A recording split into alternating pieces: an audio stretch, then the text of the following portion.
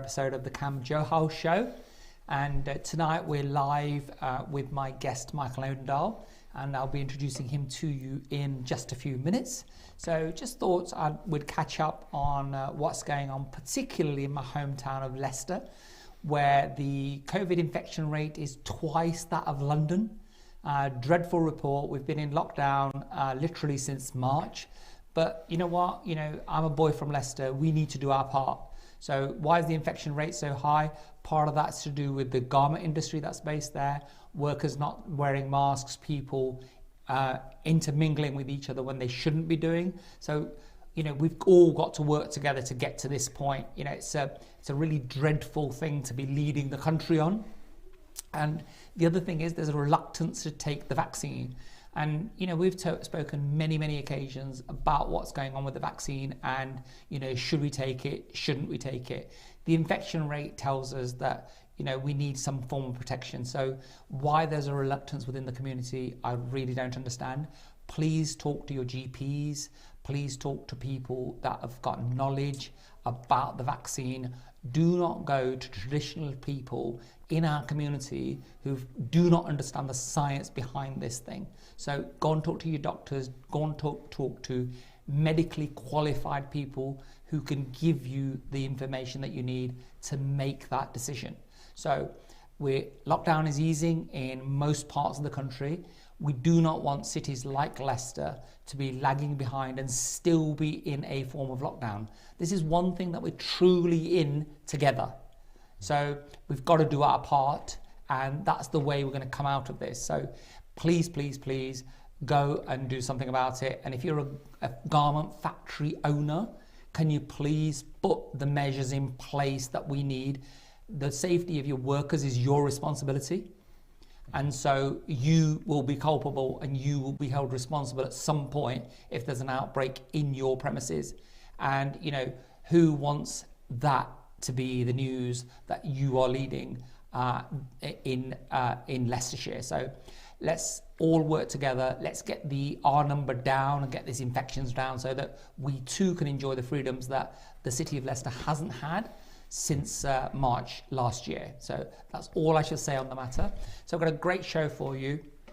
And Michael Odendaal is a very dear friend of mine, and I'm going to be introducing him today. It's a slightly different kind of show and a slightly different kind of edge. As you know, that I'm an entrepreneurial individual. Business runs through my veins, and we want to talk to inspirational people who are doing something. Michael will share his story, and the thing that I'm the proudest of is that I've been working with Michael for about a year now, and he's going to be sharing with you a business that he's launched during COVID. So I hope it inspires you to do the same. So without further ado, welcome to the show, Michael. Thank you for having me, Kam. How are you doing? Yeah, great, lovely. So listen, we'll kick off with you, who is Michael Odendaal.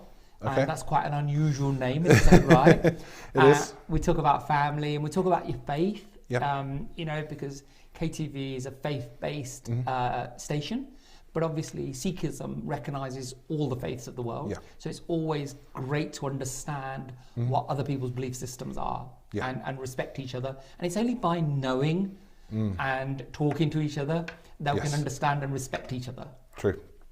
So tell me about your family. You're a married man?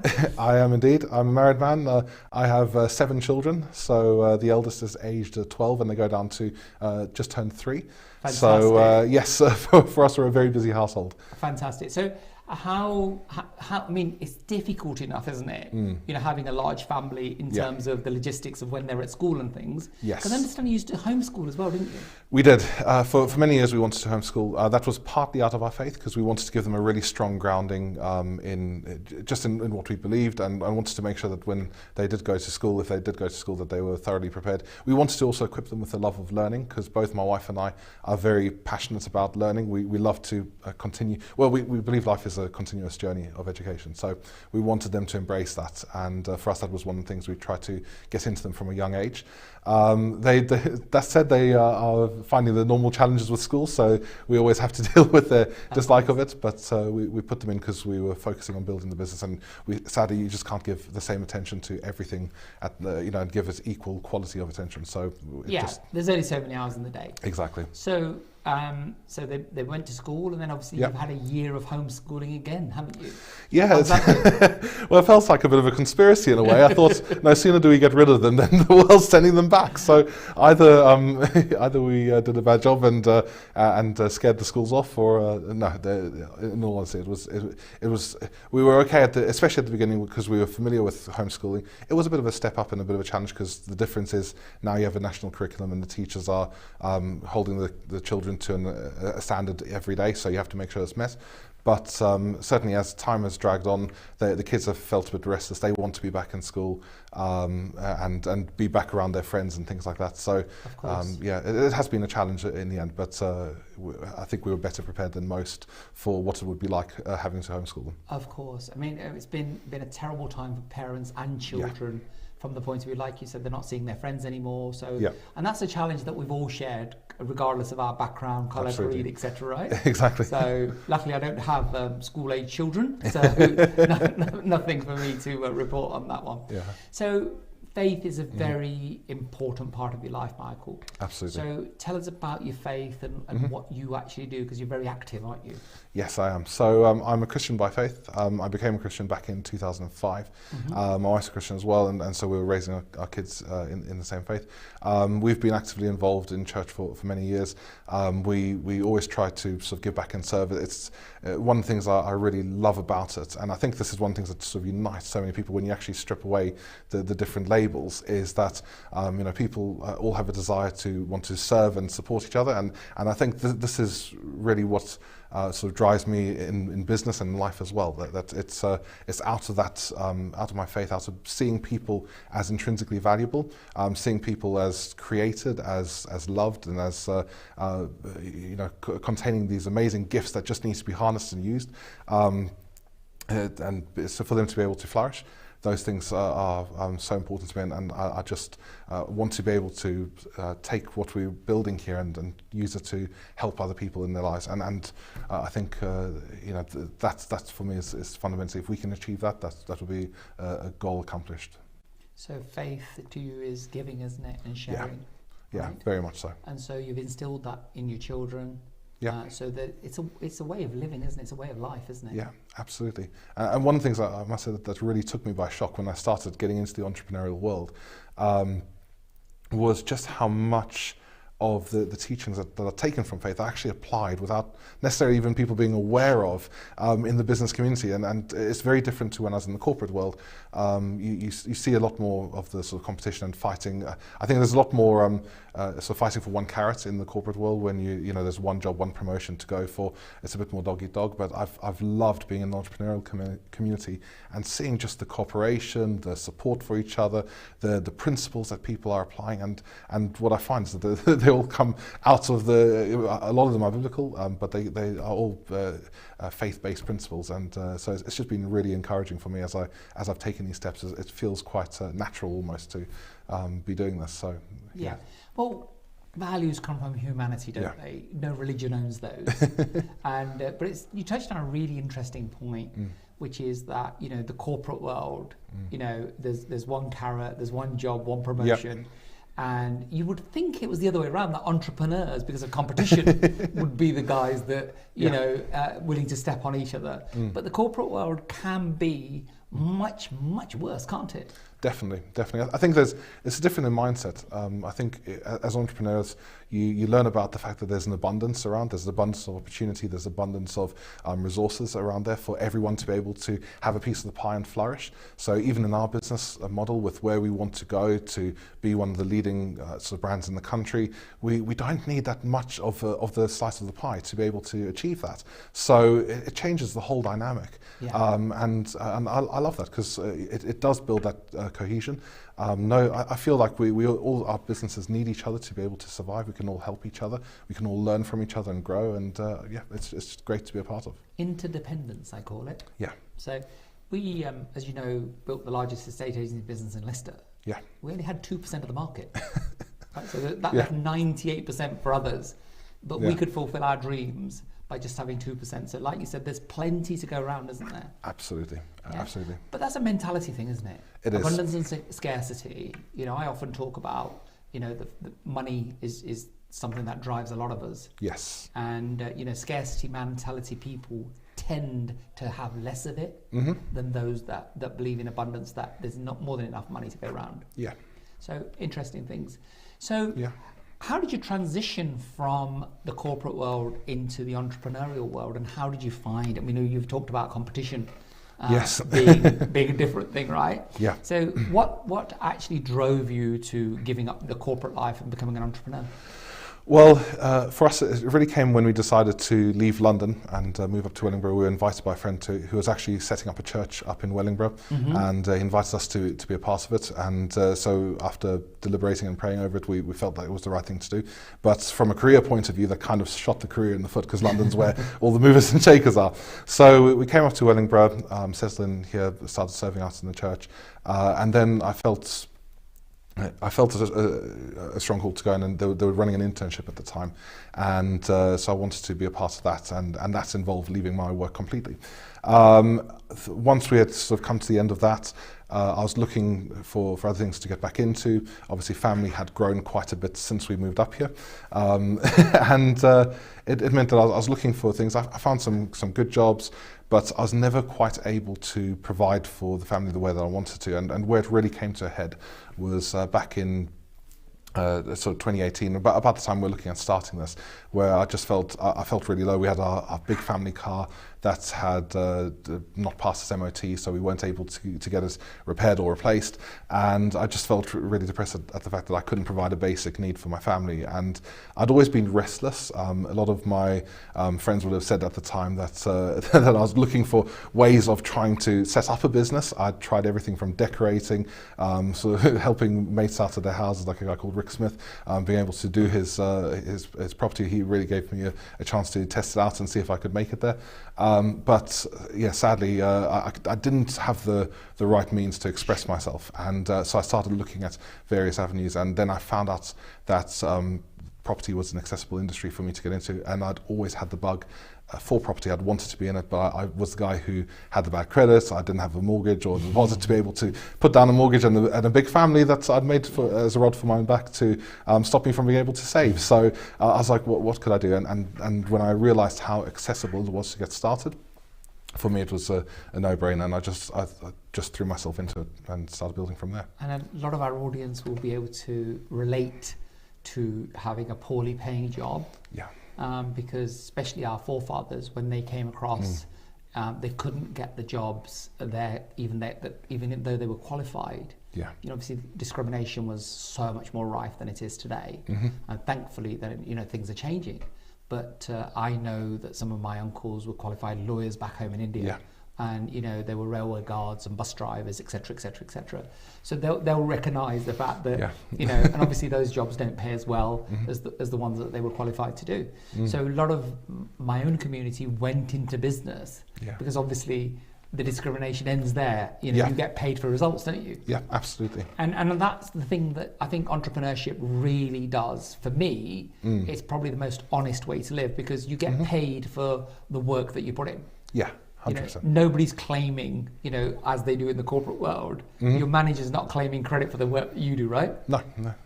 And so, and what I also find in the corporate world is sometimes that those that work the hardest are held back sometimes from a promotion, aren't they? Because they're so good at their job that they won't get promoted. So, I think it's a very straightforward and forthright way of conducting yourself. So you've been self-employed, an entrepreneur since 2018? 2018, yes. 2018. So road's obviously rocky. Yep. And it's not always the way we want it to be. So you decided to go into property. Yes. And so how did you enter that? Did you take some kind of training? What did you do? Where I got into it from was there was an event called Power to Achieve that I attended back in the summer of 2018. And that's where I first found out that property was an accessible career, because I thought that there was only one way into it, which was the traditional investor way, where you get a buy-to-let mortgage and you start building up from there.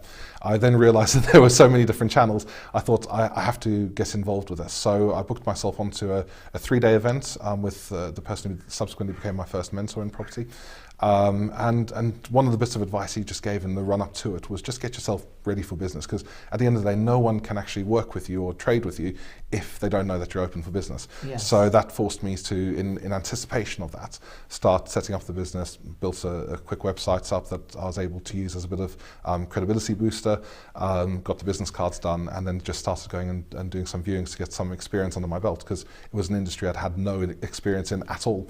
And yeah, just it started building from there. So we actually, and I posted about this today, I'm really thankful to my wife for how she stuck with me through this, because I turned around to her and said, look, I'm going to resign my job and I'm going to throw myself into this property business, and by the way, I'm signing up to a course that's going to cost X number of thousands of pounds, and we've got 7 kids, and I'm doing this on a bit of a leap of faith that this is the right thing to do. And you know, bless her, she actually you know, embraced that and said, okay, right, you've got to if you're going to do this, you've got to make it work. And yeah, you know, the rest is history, as they say. But it was a big risk to take. We packed in the job. We had a small safety net, but we knew it was either sink or swim. And yeah, just threw ourselves into it. It's interesting. I'm sure some of our viewers that have started businesses will recognise that and know those conversations and what they've had with their partners and better halves, etc. So but you know what? The reality is, it is a frightening time, isn't it? That, you know, that you've just gone out and packed up this job which pays a regular wage, and all of those things, right? So, you know, it's exciting at the same time. It can be very frightening. But you know what you did was you decided to educate yourself. And you know, that's a great investment, isn't it? Absolutely. If you don't have experience, because there are people that mock that kind of stuff quite a lot. You know, you don't need to pay for this, don't need to pay for that. You know, if you don't pay for anything, why would anybody pay you for your services? Simple, isn't it? You know, it's economics at the end of the day. That's how the world goes round. So I'm thinking I'd rather pay and get the right advice than go around talking to my friends about what may or may not be. Very much so. So it's great. So you received some value from that. You started your own business and had some success in that. Yes. And so at what point did we meet? Where were you when we met? It was quite early doors. So we set up the business in September of 2018. And we got our first property by, it was October, but the deal was signed by end of November, because we had a few things that we were negotiating back and forth with the landlord. And then you and I met, I think it was February 2019, when my first investor, Safi, booked me onto a business training course that was being hosted in London. And I think, as Providence would have it, we had communicated a little bit on Facebook. That's right. Because I put a couple of posts up and they created a bit of a buzz. But we didn't sort of plan on it being, but it was at the event that we were able to sort of firmly meet. So for our viewers, tell me how you got into property and what it is, because you did something that they call rent to rent, didn't you? Yes. Right? Yes. It's commonly around on social media, but you know, people sitting at home will not know exactly what that is. So for those of you that are not familiar, Michael basically didn't have the money to buy his own property and get a buy-to-let mortgage, for which you need 20-25% deposit. And then, of course, once you've got the house, you know, the mortgage needs to be paid. And if you haven't got any more money to put deposits down, you can't buy any more houses. So Michael did something that's called rent to rent, where you don't actually buy the property, you lease it. Yes. So how does that work, Michael? Okay, well, it basically does what it says on the tin. You're renting property from landlords, and we do it as a business. We do it as a commercial lease, which gives us the permission to be able to use the properties legally to place our own tenants into them. So we work with working professionals. And the way I started building the business was to focus on shared houses, which was one of the strategies that a lot of the people are talking about. Really good strategies for maximising your cash flow from a property, but also a lot of hard work, because you end up managing a lot of tenancies very, very quickly. So we started building from there. We were able to get to, we've now got 7 shared houses and 1 single let. And yeah, it was just building it like that, just going out and looking for properties to be able to rent from landlords. And for me, when I was actually originally very skeptical about this as a way of getting into property, because you hear a lot of things, and a lot of people would say these kind of models are scams because people do get hurt in the same way you get tradespeople who take advantage of people all the time. But it was when I came back across it at that event, and they were talking about how it actually works, and the reason it works, that it really sort of spoke to me, because it's all about serving the landlord. What I love about this is, unlike traditional agency, which is great and it provides a good service for landlords, but we actually have a financial stake in their property because we're invested in it, either having put some money into it ourselves to get it ready to be a shared house, or even if it's a single let, we're still invested, we're paying the landlord their rent. So we're taking on a lot of the risk for them. And I love it as a service, because it means that we can actually help people take a lot of the risk and the worry away from something. A lot of landlords, they're either accidental, or even if they are professional, they're trying to build a portfolio. They don't have necessarily the time or the energy to be able to do all the legal work to make sure that all their properties are compliant. And anyone who's got an investment is always worried about how to protect that and make sure it doesn't depreciate in value or lose money. So I just love the fact that we can actually help people look after their investments and actually build a business at the same time that provides for our needs and helps us to help more people. There you go. I hope you guys got that. So what Michael does is takes control of a property, rents it off the landlord, and the agreement that he sets up gives him the ability to sublet that property. And what Michael was talking about was shared ownership, which also known as HMOs, houses in multiple occupation. He then lets out the rooms singly for a greater amount, obviously. He will carry out small refurbishment on those properties, so he can uplift the rent. And there's plenty of landlords that are looking for total peace of mind. So, Michael, you take that property on probably between 3 to 5 years, yes, typically. Yeah. Okay, so typically he'll take that. So the landlord has peace of mind that they're going to receive rent every single month. And then Michael, obviously, for his efforts, has a profit that's substantially more than it would be if he was setting up a normal management company, which obviously is very, very popular and something that you could do. So it gives him the ability to get into the property market without having the deposits or the credit that he needed to have to be able to buy a buy-to-let property. So he was doing that until February 2019 when we met. Yep. So then you came on a course with me, didn't you? Let me show you the money. Yes, you had run a few events in London and introduced a lot of property contacts and showed me actually just how much more there was still to learn in the property industry, because you can get into that sort of false sense of confidence where you think you now know it because you're doing it. And started coming along to several events, and then you were running this event, Let Me Show You the Money, and I think there was one more just before that as well, where you're talking about getting a number of properties in a certain number of days.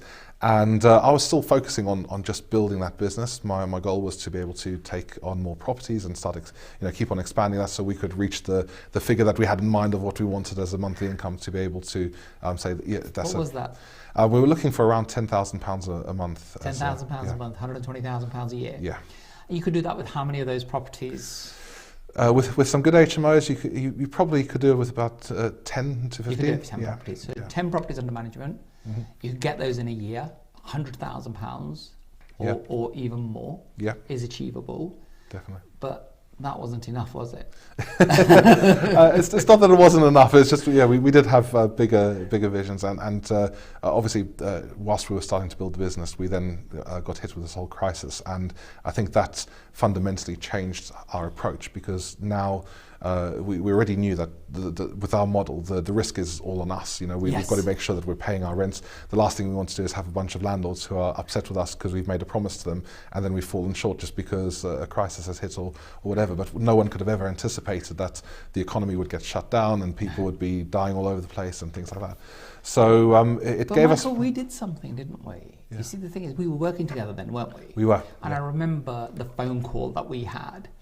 And one of the things, because what actually started happening was that a lot of these businesses started folding quickly, didn't they? Yes, they did. People started handing the keys back into landlords because they didn't want to play. But the one thing they hadn't built into their businesses in my opinion, they didn't have a business, was no resilience whatsoever. Yeah. And the first thing we did was we wrote to all the landlords, didn't we, saying that don't worry about what's going on, and we will cover the rents. Yes. Whatever happens, there may be a delay, but we have no plans to abandon your property. Because that's what people didn't they? Yeah, absolutely. And communication is the key with your clients, isn't it? It absolutely is. And Michael, how much did that help your landlords, or help your business to survive? Immeasurably. We have really good relationships with our landlords, and I've really enjoyed building those. And it's nice to actually know that we can differentiate ourselves from a lot of the market, because sadly there have been people who have been hurt during this time. There have been people who have not had the resilience in the business, and that for us was actually one of the learnings about that's come from this crisis, is that the business needs to be resilient. And for us it was about remaining lean. So the first few months we had to batten the hatches. We had to make sure that we were honouring all of our commitments, and we work with investors as well. So we had really supportive investors who saw the bigger picture as well, and saw that actually it's better to come out of this with a business than to try and extract every penny that you can out of it and then end up with nothing. And that helped us navigate the crisis and taught us a very valuable lesson about how to actually build a resilient business that can weather the storm. The great thing with the property industry is that it's an evergreen industry. Of course. There's always going to be people needing houses. So we knew we were in a good industry, and that's one of the things that drew me to getting into property in the first place. But with these kind of crises, then obviously it opens up new unexpected challenges that you wouldn't anticipate having to deal with. So tenants struggling with rent payments because they lose their jobs, and we've had a number of those over our portfolio that we've had to support and help, but we've never missed a rent payment, and we've been able to maintain that. And it all came down to the teachings we had about how to assess the right deals, so we didn't overpromise ourselves. And then how to just build the business around it that could support us, and it came down to a bit of scale that helped us to navigate those times. Absolutely. So did you find, were you surprised that both tenants, investors and landlords, once we decided that, Michael, let's keep them in the loop, and number one is, any fears that they've got, please, let's explain to them we're still here, and we will honour our commitments. Were you surprised at how helpful they all were? I think, especially on the with the landlords and the investors that we had worked with. I like to work with people who are like-minded, and it helps to just create strong relationships that are lasting. And that, for me, was always what I wanted.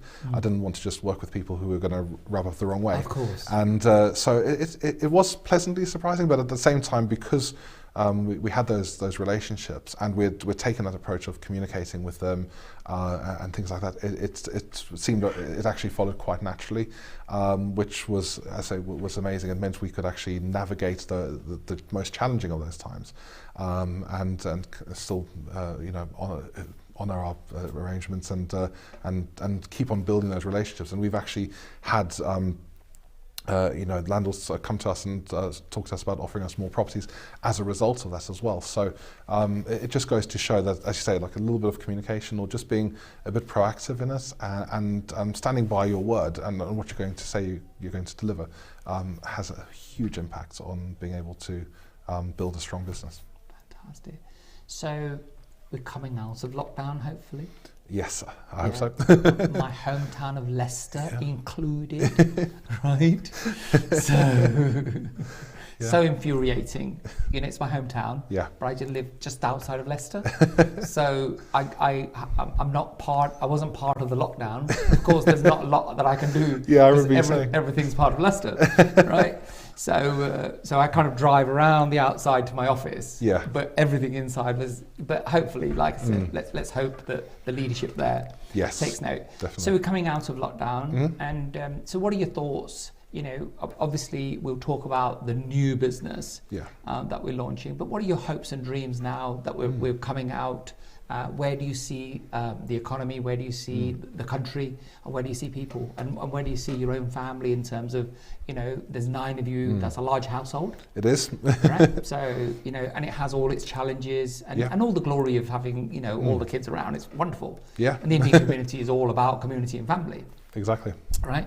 So where do you see things in the next year or so? Well, I'm cautiously optimistic that we'll be able to come out of the lockdown. I do think that as we come into winter again, we know that diseases can be seasonal. So I expect that there'll probably be some things that we'll be looking forward to in winter. But obviously they've been rolling out this vaccination campaign, which has been successful. And I think I'm hoping that we'll be able to come out of this. The challenge is obviously we have economic situations now that have been caused by the results of this as well. So yes. This is where it's unenviable being in the government's position, because you've got to manage people's health and safety and livelihoods alongside the economy and everything else alongside on top of that. So I think that we're only just going to begin to see the economic consequences of this. We know there's going to be quite a bit of a fallout from it. Yeah. They've been pumping a lot of money into the economy. The speed at which the money has been circulating has slowed down a lot because people haven't been able to go out to as many places and buy. So I think there will be more businesses that start to fail, and hopefully there are ways of being able to prevent that. And I think that the sooner we can get back to some semblance of normality will be the best thing ever for those businesses. But obviously, there is going to be difficult ahead. I think we've got a long way to go before we'll see the end of this crisis. So we're going to have, I think, like you said, the fallout will only begin once we start opening up the economy, and we'll see what we're left with. Government spent an awful lot of money. They have. And at some point somebody's got to pay. Yeah. And so one of the major banks announced today 111 branch closures. So, it's coming. Yeah, news is filtering through. But look, you know what? During the recession, companies like WhatsApp, Pinterest, Uber was started during the last recession. And you've had your own, instead of just battening down the hatches and protecting yourself, you sought out to start a new business, didn't you?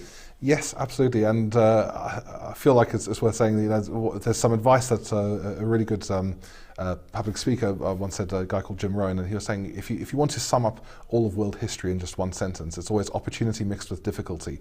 And sometimes the scales sort of tip from either side, but there's always a mix. Yes. And we're in a time at the moment where there's a bit more difficulty than opportunity, but we know that after this time comes, then the opportunity will start to increase again as well. But even in the midst of a crisis, there was an opportunity to be able to grow. It was a question we had to actually ask ourselves: how do we do this? Because we've got to be more selective over the deals. We can't just take on anything that comes, because although there would potentially be more properties available, there's also a lot more risk now, because we can't say for any degree of certainty that even if someone's got a really good job and is well paying and they check all the boxes on paper, that they'd be able to maintain their rents. So it forced us to have a strong look at our business and see how could we actually grow it in a way that would allow us to continue to help and support and do what we're doing as a business, but also where we could actually get the deals that we needed in order to be able to continue running our core operation. And that's where this new initiative came from. Yes, okay. So we're launching. Yes, we are. Completely new business. Yes. Based on the model of rent to rent. Yes. And being able to manage properties. Yes. Because one of the things that you and I both agree on is that a lot of money is paid for doing courses. It is. And there's a lot of good courses out there, and a lot of people like yourself have benefited. But at the same time, sometimes what happens is that after you paid for the course, there's actually no money left to start a business. Yeah. Right? So you and I have come out with what we think is an ingenious solution. Right? So, I'm not going to steal your thunder. So tell us about the new business and what it is and what we're hoping to achieve, because a lot of our viewers and people that will see this program, on the reruns and on social media, will face some challenging times in terms of job losses. Yeah. And no promotions, etc. And all sorts of other things that we really don't know how things are going to unravel as we come out of this. Yeah. So tell me what you've done, and I'm really excited to hear about this. I'm excited to be sharing it. It feels like such a long time in the making. Well, as I say, we know that there's going to be some challenges coming, Yes. and we know that that's probably going to mean that people end up facing the job losses and situations like that. So we thought, is there a way that we could actually sort of position ourselves to sort of help people? Because I've shared this publicly on social media. I honestly believe that if we hadn't started the business when we did, it probably would have wiped us out this whole crisis, because we just weren't in a strong enough position as a family. Definitely. So it's caused me to be very reflective over the course of this, to think just where could we have been had we not taken action. And so yeah, we looked at different opportunities, and one of the things that I thought of was, well, we've got, as you say, a really thriving education industry. There are a lot of people teaching people how to start businesses, which is brilliant, because they're sharing information that sadly the school system doesn't share with people, and showing people how accessible it is. But also having a business, this whole thing has showed me that it is the best way forward, because it's the only way you can really sort of mitigate as much of the risk as possible. You're a lot more in control of your own situation. We can't control the environment around us, but at least when you have a business, you can look ahead, and you can make decisions that help you prepare for what's coming. And whereas if you're in a job situation, you tend to be the last one to find out what's happening. So we thought, well, why don't we see if we can take our business model that we know worked. We know it can produce a good profit for people if they run it well. We knew that there were weaknesses in the model as well, because sadly, some of the things that aren't being taught are the lessons that we've learned through the COVID. So things about the benefit of scale, the benefits of assessing the right deal, and making sure you stick with it rather than just taking what comes. And we thought, well, actually, if we could harness this and then turn this into a business that we could offer as a business in a box for people who are looking to secure their futures and looking to achieve financial freedom or whatever their goals were, this is a really accessible business model that would allow them to be able to build a profitable business in property. And so we started setting to work on how we could do that. And yeah, we're now at the point where we're ready to launch our official franchise business. Okay, so it's a franchise that helps people to get into the property business. Absolutely. Specifically rent to rent, which is the business that you do. Yep. So you've put together all the components that are needed. Yes. So rather than going to a course, you will purchase the franchise. Correct. Which I understand you're going for accreditation, not quite there yet. Yes. So it will be an accredited franchise. It will be, yes. Very, very shortly. Mm-hmm. And so it's a case of, and is there any training involved as well? Because obviously, where we came from is, like you said, the education industry is where it's come from. Yes. But the frustrations of the fact that sometimes the education industry takes so long that you don't actually end up with a business at the end of it. Exactly. So this is putting the business in at the point where all the tools are already done for people. Yes. There's business in a box. Yep, it is. And then, so the thing for me is always that you can buy that. Mm-hmm. So how do you then ensure that the people that buy that will be successful as successful as they possibly can be? What kind of training have you put in place? Absolutely, it's a really good question, and I think the two are hand in hand. They work hand in hand. We want people. The motto that I came up with as I was developing this was "learn while they earn" or "earn while they learn." It's interchangeable, and we want them to be able to achieve that. So there is training involved. Obviously, like if you're getting involved with any other franchise business, you need to know how the business runs, how to operate it, and how to be able to use the systems that are provided to you. So we're going to take people through all of that. Mm-hmm. We're going to share the model that we've been running and show them how to be able to assess deals so that they can take on the right ones and not get lumbered with something that's going to cause them problems down the line. And then we're going to give them all the other supplementary documents and training that we've developed over the course of this time. The lessons that we've learned about being lean, about having the benefits of scale to help your business survive, all of those are going to be taught to people, and we're going to do that as training when they take out their franchise. There's going to be an initial training session that's going to be run over the course of 2 days. We're looking at bringing in some of the experts within the industry, things like that, to be able to really give people a chance to have the best chance they can of making a success with this. But we've also recognised that actually there are are people who have very little experience in property, like myself. They'll be potentially looking at this with no experience in the industry at all. And so we want to be able to sort of help people in that situation as well. So we have got an additional 12-month mastermind that we're going to be running, that we've spoken about, is going to be led between us, so you'll be involved as well, where we're going to give people the extra learnings that they need to be able to build the lifestyle that they want. So there's going to be a lot more teaching there about the lifestyle principles behind business and how to, the mindsets to have, the wealth mindset, abundance mindset, but also we want a lot of accountability, because I think one of the main reasons why people fail is when they're on their own, it's very easy to fall into old habits or not have someone who's pushing you to help you achieve that goal, and we all need that extra nudge from time to time. So I think this will be a really good way of being able to help people, give them the extra accountability. And I think for me, what I'm so excited about with this is the fact that they don't have to do this all first and then go and set up a business on top of that. They get this from day one. So literally, the moment they've been trained, the moment they know what to do, all they've got to go out and do is find a deal and plug it into the system, and then they can start earning straight away.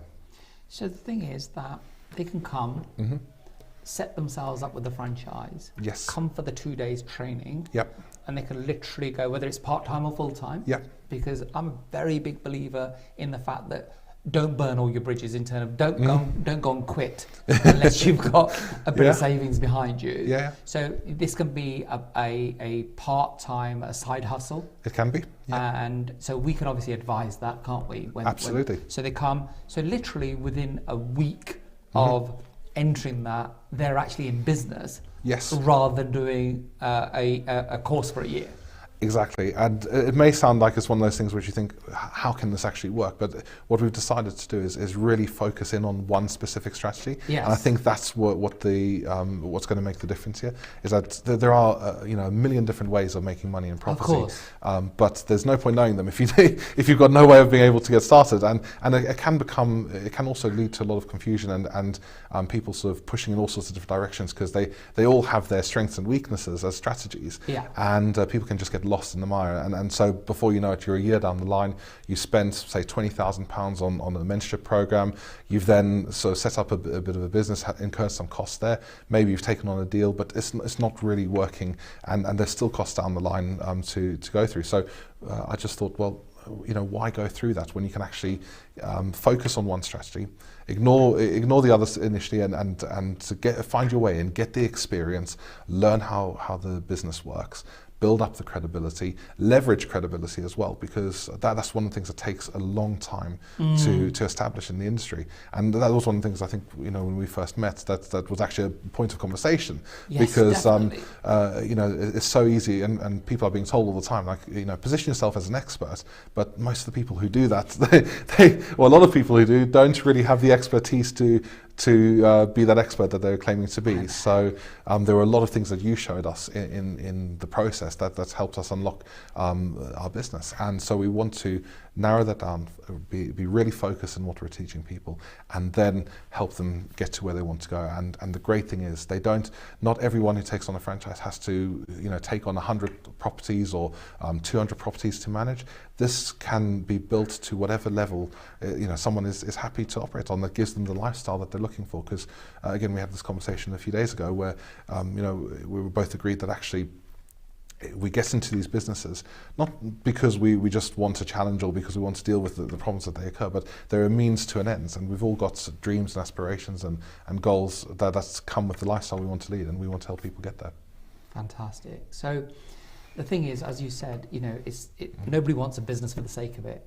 They want a lifestyle, they want to earn for their families and have a better standard of living than employment provides. Yeah. Because you're taking a greater level of risk. Absolutely. The thing that I remember is when we first started working together, is we started looking at deals. Yeah. And then deal after deal wouldn't stack up. Yeah, absolutely. And you were saying to me, Kam, if I was on my own, I would have taken some of that.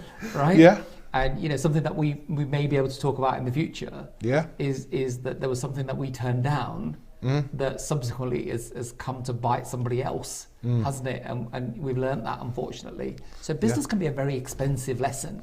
It is. But you've put in all the support networks, so literally it's a business in a box. Somebody can come and take it away. Within a week, they're running their business, and which is an incredible thing. But then you've also provided the support that is needed to go with that business. Yes. If the person wants it over a 12-month period. Absolutely, and there are other things, other elements of support that we can bring in addition to that. So we've got a very experienced person in lettings who helps us do our admin and compliance work, which has really helped our business as well. Because when you're doing everything on your own, and this is what was great about the rent-to-rent strategy, is that you can be a one-man band, and you can do it. You don't have to take on a shop front on the high street and take on a massive staff. And we want to show people how easy that is to do. But it's also easy when you're that one man to miss those important things that you need to make sure you're ticking, or boxes that you're ticking in the background. So we've got that support behind the scenes already available for people to use. Yeah, so they truly appear to be a business. Absolutely. So rather than answering the phones yourself or doing the administration yourself, things that you can't do, especially when you start, right? Yeah. So Michael, we talked about mastermind groups and academies and things, and I've seen many thousands of people come to these, but very few of them actually start their business. Is that right? The numbers will be in single figures. That at the end of those academies, people that actually start a business and they become successful. Yeah. But franchise type businesses are much more likely to succeed because of the support network, right? Absolutely, and I think that's where the difference is. It's about, do you have the support underneath you? Even the mentorship programs, they do deliver great or better results because they provide that bit of extra support. But the bit that's really missing is the business to plug it into. So that's what I think is going to be really valuable here. Is that you don't have to go and start building all the systems, and for all the people who are going through a lot of these courses, that's what they have to do. They come out, they do get some good tips, they get shown the right strategies to follow, but then they've got to go and start all the way from the beginning, set up their business, make a name for themselves, do all the networking, and that just takes time. And so that's, I think, the reason why so many fail, because they put a good effort in, and they're working hard to try and get the results. But again, as we found, it's really difficult to persuade someone to go with you and trust you with their property or with something that's important to them. If you are just one man or one woman and you only have a small operation going, because it is a much higher risk, even if you're saying, actually, we're not going to be a risky proposition to you because we're taking the risk. So that's where I think this works really well, because people can actually leverage the size and scale of what we've put together and help them grow their businesses much faster. So Michael, time waits for no man. So tell me, what is the business called and how do people contact you if they're interested? Okay, so the business is called Odendaal. Okay. And people can get in touch with us via our website. So we've just had a massive overhaul of the website, put a lot of money into that to get it to where it needs to be. So again, it's a really credible resource in the background. There's a section there about the franchise. People can register their interest straight away. We have a prospectus we can send out to people. And then what we'd like to do, like I said, it's really important for us to work with people who carry the same ethos as us and want to build a business, but they want to build it properly and run it in a way that's going to build long-lasting relationships. So when people inquire, we'll arrange a chat with them to be able to find out what their goals are. We want to support them and serve them in the best way we can as well. Brilliant. And then once they've got that, then we can talk about how to get started. Michael, thank you so much. Pleasure. Wish you all the best. Come back and tell us at some point how it's going. I will. So wonderful opportunity. You can contact myself if you haven't got Michael's details. It's the company's called Odendaal, and you can contact him on social media, through the website, etc., etc., etc. So if you're interested, I hope that was for those of you that are looking to start business or are entrepreneurs already. Hope that was a nice insight into the life of an entrepreneur, how a business gets going. So I want to thank Michael for coming in today and sharing this exciting opportunity with us. So, end of another show. So for those of you that were asking for a show in Punjabi, we'll have some news for you in the next week or so. And next week, my guest will be Paul Tinker, very dear friend of mine, who will be talking about the refurbishment costs of property. I know a lot of our community, a lot of people are in the property business, but costing out and getting refurbishment works done is an absolute nightmare if you get it wrong. So Paul's an expert in that field. He'll also be sharing his journey about his career, his personal life, his family life, because we like to know what makes people tick. And underneath it, we're all human beings. So until next week, thank you so much for tuning in today. Hope you enjoyed the show. Getting some really good feedback. So thank you very much for those of you that are contacting me and those of you that are contacting the station, that you're really liking the show. And we've been a bit of a trailblazer. You know, the Indian channels didn't do shows like this. Now they're all looking at us and looking to mimic what we're doing. So, which is absolutely fantastic. So until next week, thank you very much and goodbye.